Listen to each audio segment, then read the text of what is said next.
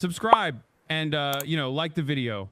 One tech billionaire is already ahead of the curve in making this vision a reality. This is what victory feels like. I mean, come on, you had to see that one coming. Who was surprised with that? It's always him. It's always you, Elon.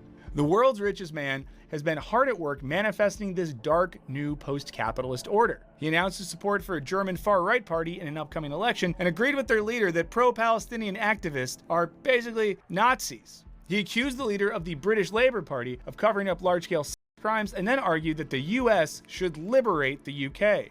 British friends, shout it out in the comments if you want me to come liberate you. I'll be on my way. And he's been acting like Trump's assistant regional manager, living in a $2,000 a night Mar-a-Lago bungalow and running a made-up government agency. Oh, and he's also using the social media platform that he owns to do hate speech. Now, it's easy to attribute this bizarre behavior to general billionaire megalomania, but that risks missing the point. All of his actions connect to the larger project of using... Dude, this guy is so annoying. I don't like Musk either, but I wouldn't say we're slowly. This guy literally comes in every day to just be so goddamn annoying.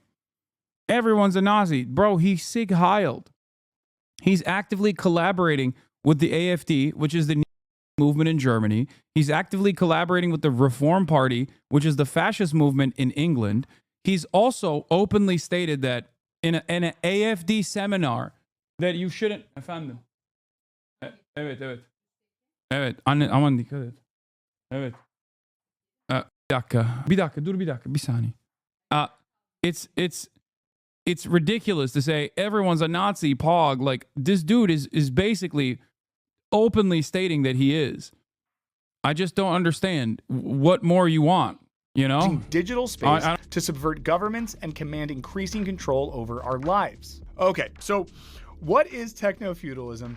And how are folks like Musk using their influence to push not just the United States, but the entire world in this direction? Now, to understand, I first need to talk about feudalism, which is a pre-industrial system in which you were either born landed gentry, meaning that you owned land, or a serf, meaning that you worked the land. And because land was something you inherited, there was no way to climb the ladder from serfdom into gentry, no bootstraps in that world. There was no market price on the land. But with economic changes in the 19th century, land became a more valuable commodity on the emerging market. So landlords kicked the serfs out and invited them to come back. I like that also the chatter came in here and immediately undermined the premise. Like, this guy's going to spend 17 minutes making an argument, but chatter was like, stupid, right off the jump. How about you listen to the argument that he makes? Okay, calling AfD is like calling Biden a communist. That is insane. There are active deniers in charge of the party. The AfD is so much of a prominent force in Germany that other nationalist parties like Le Pen's party have actively said, we don't want anything to do with these guys. What an insane thing. I don't know what you want. Like, they have active Nazis. It's not like they hide it. They have to obviously maintain plausible deniability because it's literally illegal in Germany to openly be a Nazi. It is illegal in Germany to be a Nazi. So for that reason, they can't ride the swastikas yet. Why are there so many people taking the far center talking points? I just don't know where these people are coming from or how they have these opinions. Like, who else am I falsely smearing? Who else am I falsely smearing as a Nazi? Adolf Hitler? Is that the next? Are you going to be like, imagine calling Hitler a Nazi? Dude, come on. This is Reddit, bro. Every single sub. No, I don't think Reddit is saying AfD is not Nazi. That's crazy. Yeah. What's next, bro? What are you going to say? Kanye West is a Nazi? Back and exchange their labor for money, creating whatever goods were desirable on the beautiful market. Now, this marked the creation of enclosures, in which peasants were kicked off the land their family had worked for generations, fenced out of their previous homes. They now worked for wages and had to pay rent. In other words, it was capitalism time. Now, while we're not moving back onto parcels of land owned by feudal lords, much of our lives is spent on apps and in other digital spaces that we do not own. If you do own a digital space, however, just consider signing up for our Patreon. There's a link in the description. We would love to take your money. Now, this often involves digital forms of inclusion. enclosures. And we're creating value for the owners of these enclosures every time we read the news, catch up with friends, or order dinner. Techno-feudalism describes this cloud-based way of life where we've become AFD isn't and wasn't established until 2003. Get an original opinion. Wait, what? Oh my God, this guy's back with the. Okay, take a week off, chatter. He keeps saying, he keeps trying to debate ad breaks. I'm not running ads. You can still subscribe if you want to support the show. By you can subscribe for $6 or you can subscribe for free using your Twitch Prime. I'm not running ads though. Subscriptions will still offer you some benefits, some meaningful benefits, such as the opportunity to be able to send me links that I will watch. It's not always a guarantee that I will click on them. Okay, but I am no longer running ads. No two-liners in the chat regardless. Even if I was running ads, we wouldn't allow two-parter debate. Subscription money goes to Jeff Bezos, a techno-feudalist lord, so no. Okay, but it's also going to me as well. What the f*** do you mean? It's like saying I'm no longer using the internet because, you know, every website you go to is hosted on AWS, and therefore Jeff Bezos, the tech overlord, is making money off of it. All right, well, no using the websites any longer. Serfs who live on the terrain of Silicon Valley billionaires. And Silly. much like the serfs before us, we don't really have a choice, as so much of modern existence requires use of these digital spaces. Like, really think about it. If you were gonna throw your phone away, get off the internet, not use apps, like, what would you do? A lot of stuff would be really hard. If you've done that, don't let us know because you're not here because you wouldn't be watching this. According to McManahan, Strachan, and Forno, techno-feudalism suggests our preferences are no longer our own. They're manufactured by machine networks. It's underpinned by the theory that the cloud has created a feedback loop that removes our agency. We train the algorithm to find what we like, and then the algorithm trains us to like what it offers. I don't know what this says, but I'm getting this Instagram ad recently that's like, how to be a good dad even if you have ADHD. And it's like, Jesus Christ, you're targeting me with a thing that's like, your specific neurodivergency is making you a bad dad, but you need to do this to be a good dad. It's crazy. So not only are we dependent on cloud-based networks, but the more we engage with them, the more we need them, and the more they sort of own us. Now, you might think that President Musk's recent political activity indicates a desire to use traditional systems of government to gain power, but it's actually the opposite. He's using the government to undermine the very power of government. You know, Trump's even promised him his own government agency, DOGE, or Department of Government Efficiency, with the precise goal of eliminating wasteful government spending. And this plays into the recent trend in which governments are giving up more and more of their power to private tech contractors. This increasingly looks like previously public services, everything from transportation, the post office, libraries, education, becoming enclosed by private corporations. And this isn't an exclusively right-wing move, as the guy who really married big tech to government was none other than Barack Obama, because he hoped that we could change America to be a Silicon Valley hellhole. Lucy Green writes that there was a revolving door between the Obama administration and tech giants. A host of ex-Obama staffers went on to work for Lyft and other. Yes, and also, not only that, but also, what is this? Wow, you're seriously going to run an ad for a channel right now in the middle of another creator's video and then just leave? You're really going to tell your audience that if you subscribe or Prime for free, you can get special emails and a cool banner? Yes, that is what I did, isn't it? Not only is it Barack Obama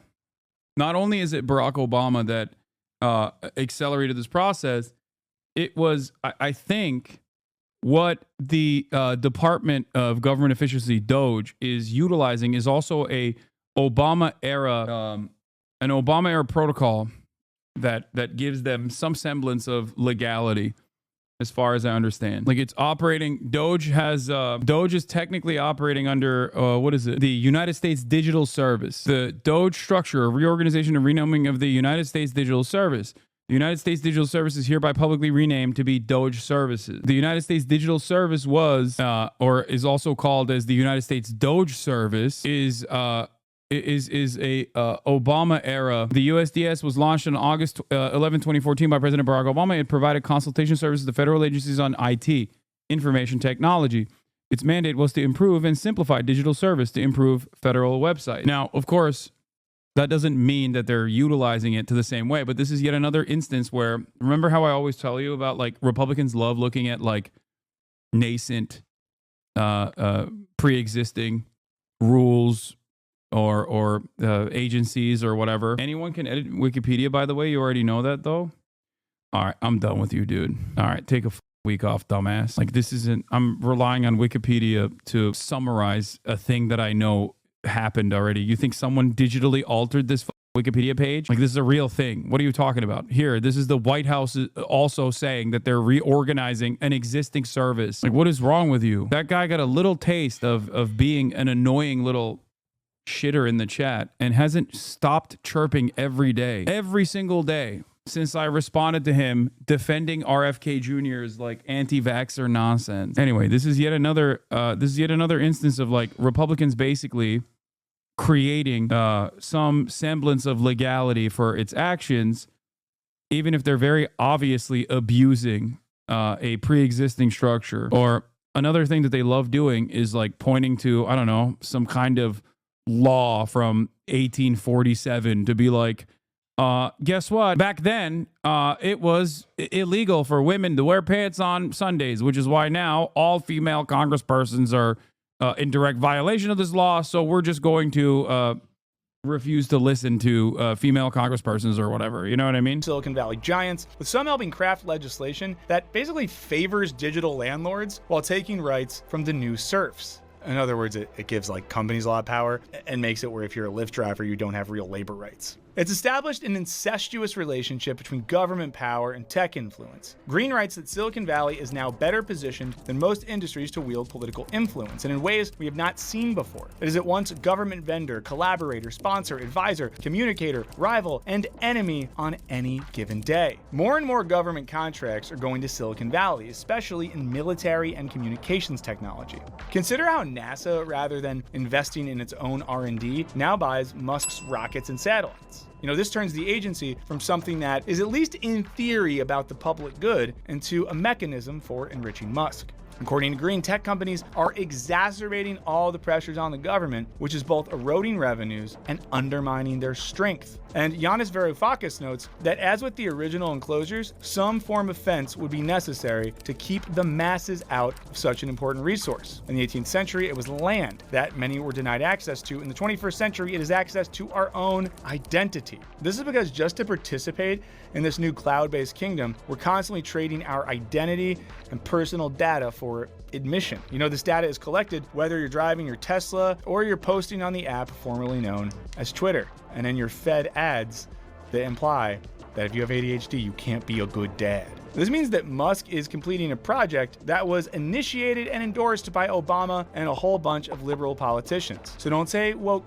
or anything, guys. I'm saying bad stuff about Obama and those guys, but then you'll just be mad at that. You guys are hard to please. But Musk is going beyond simply trying to make America Silicon Valley again. He's trying to take this project global. You know, it's not dissimilar from the pre-industrial land grabs and expansions that would expand the territories of feudal lords to give them more power and control. France's president recently said this about Musk. 10 years ago, who would have imagined that the owner of one of the world's largest social networks would be supporting a new international reactionary movement and intervening directly in elections, including in Germany? He was joined by Norway's prime minister, who said, "I find it worrying that a man with enormous access to social media and huge economic resources involves himself so directly in the internal affairs of other countries." Sort of like the unmarried friend who gives you like marriage advice, or the person without a kid that tells you how to parent. It's like, just chill. Just chill. It's not your role. Musk has been a major power player in the Russian-Ukraine war via his Starlink satellites, which Ukraine relies on, and which literally give him the power to undermine their war efforts. In recent months, the most alarming part of Musk's European tour of terror has been his support for the far-right Alternative for Germany party. He recently warned the German people, "Only AfD can save Germany. End of story." And people really need to get behind the AfD, and otherwise things are going to get very much worse in Germany. Okay, let's take a quick look at this article. It's titled, "Musk Says Only AfD Can Save Germany," and talk with German populist leader. And if you just read this headline alone and knew nothing else, you might be like, oh, the AfD, that's probably a political party. Populism, that's just someone who claims to appeal to ordinary people. Surely nothing crazy is going on here. But if you were looking at a headline from a different source covering the same story, you could read something like, "Elon Musk to host X event promoting AfD party ahead of German elections and think, oh, that's a bad one. And how is it possible that the same story is completely different depending on which source you're getting your news from? You know, many media organizations, well, they prioritize Ethical clicks over reacts. clear, accurate information. They're reducing complex issues to simple sound bites. That article that I just shared, well, I found that on Ground News, which is where I read my news every day. They're the sponsor of today's video. Their app and website pull stories from across the globe into one place, and it gives you the full picture on every story. This story has been reported by over 300 sources, and we can check out where each one leans politically using their bias distribution chart. You can also check the factuality rating, which scores the reliability of reporting, and even lets you see who owns each source. These factors shape how stories are framed, letting you compare how bias impacts coverage, like we saw in the articles mentioned earlier. Now, one of the things I love about Ground News is their blind spot feed, which highlights stories that are disproportionately reported by either side of the political spectrum. I don't know about you all, I can get a little trapped in my bubble, following certain people on social media, talking to friends who have similar views as I do, and this feature really helps me step outside that bubble and both discover stories I wouldn't see otherwise. And Your chatters are on my dick. You literally said that was an AI clip of Elon when it was not an AI clip of Elon. That's why chatters are on your dick, because you're stupid. Why are you taking this guy seriously? He's over exaggerating. We're not gonna be serves him. You're the first to be the serf. You already got the peasant brain locked down. and also see how stories I know about are covered differently. Now, if you want to check it out for yourself, you can head over to ground.news/wisecrack and give it a try. If you use this link, you're going to get 40% off the Vantage plan and get unlimited access to all the features that are going to help you get all the information you need to navigate the news in this increasingly newsworthy time. Now, I think Ground News is doing important work. I do hope that you'll check them out. But for now, let's get back to the show. The party's leader, Alice Weidel, used their conversation to equate Hitler and the Nazis with contemporary communist and socialist, even though Hitler actually put communists into camps. So he was nothing else than an anti-Semitic socialist. Yeah. And we are exactly the opposite. We are a libertarian conservative party. We are wrongly framed the entire time. This isn't just more of Elon being oddly Nazi adjacent, it's an active continuation of the techno-feudalist project. And this was noted by the Green Party candidate from Germany, who said, with his billions upon billions of dollars and unbridled media power, Elon Musk's support for the AfD is not some ignorant whim. He's emboldening those who want to weaken Europe and its rule of law, the very regulations that limit unchecked power. Now, some of you Musk fanboys might argue that all he's doing is encouraging a more libertarian spirit and a sense of free speech absolutism. But according to political philosopher Gwilym David Blunt, Musk and co.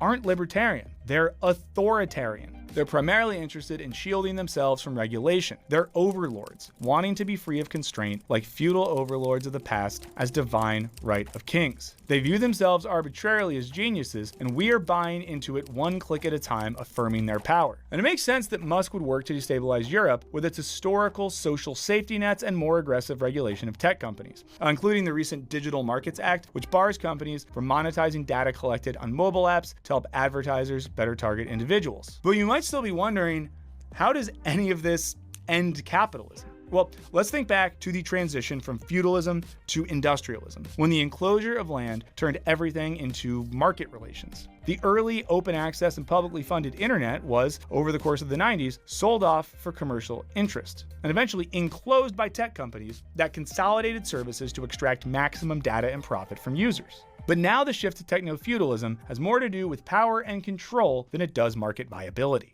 Now, according to Varoufakis, techno-feudalism is qualitatively distinct from capitalism, and thus, as a word, it illuminates crucial aspects of the real world in ways that rentier capitalism, or platform capitalism, or hyper-capitalism cannot. In other words, techno-feudalism breaks from the pure market logic that has driven most tech development until recently. And just like how some of Musk's seemingly erratic political behavior makes more sense in light of the techno-feudalist project, so does his own use of and general encouragement of hate speech. Now, Varoufakis writes, because techno-feudalism's algorithms are known to reinforce patriarchy, stereotypes, and pre-existing oppressions, those who are most vulnerable, girls, the mentally ill, the marginalized, and yes, the poor, suffer the outcome most. In other words, if recklessly using R words and N words and F words on social media reinforces the strength of these platforms, then hey, why not encourage it? And in case you're gonna be like, he doesn't, he did the R one, I'm not gonna say it.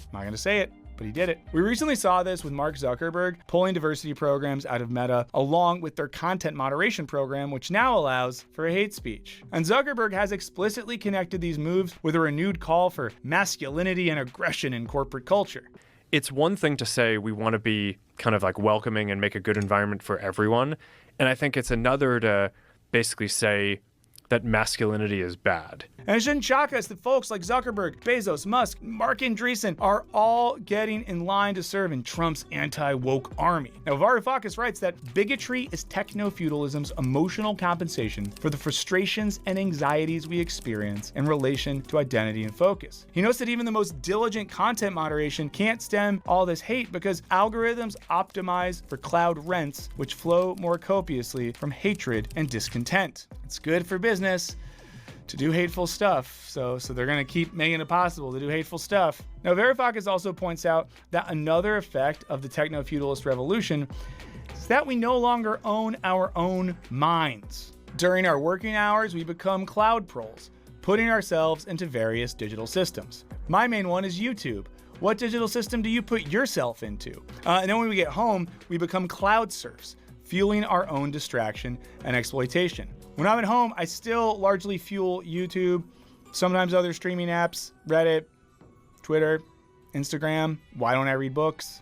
I don't know. Now, he writes that while privatization and private equity asset strip all physical wealth around us, cloud capital goes about the business of asset stripping our brains. Whew, take that one in, guys. Cloud capital goes about the business of asset stripping our brains. Where we once both lived and worked on the feudal lord's physical land, the new serfdom takes place in the cloud controlled by the tech overlords, where our minds and very identities are extracted for value. Now, it might feel like we're totally screwed. At this point, that's how I feel. But, according to Varoufakis, the poison might also contain the cure. He writes that collective action is made harder when people have fewer opportunities to come together. But herein lies the great power the cloud capital presents to its potential rebels, a capacity to build coalitions, organize, and take action via the cloud. I guess that's what the comments are for.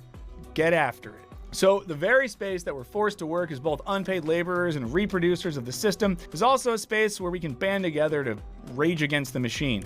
As Bernie Sanders pointed out in a recent interview with Hasan, the techno-feudal takeover of politics disempowers working people as a whole and hollows out what remains of democracy. You got control of the media by the few, control of the political system by the few, control of the economy by the few. And if that's not oligarchy, I don't know what oligarchy is. So as Trump takes office, flanked on all sides by those with a clear techno-feudal agenda, the challenge is creatively using those feudal spaces to organize resistance against our new lords. Okay, please let me know what you think below. If you haven't checked it out yet, there is a link to our Patreon community in the description. It's a great way to support the channel, get early videos with no ads, extra perks, access to our Discord server, things of that nature. If you don't have that and you consider subscribing, liking, leaving a comment, it all really helps us. In the meantime, I don't know, try to be a little less surfy this week, and I'll do the same.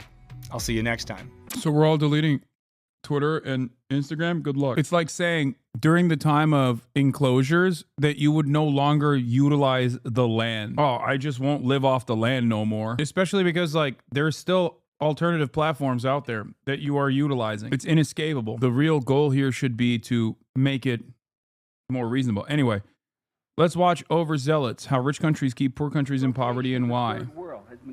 Oh, damn. Starts off strong with yellow parenti. God damn. The third world has been going on for 400 years, brings us to another revelation, namely that the third world is not poor.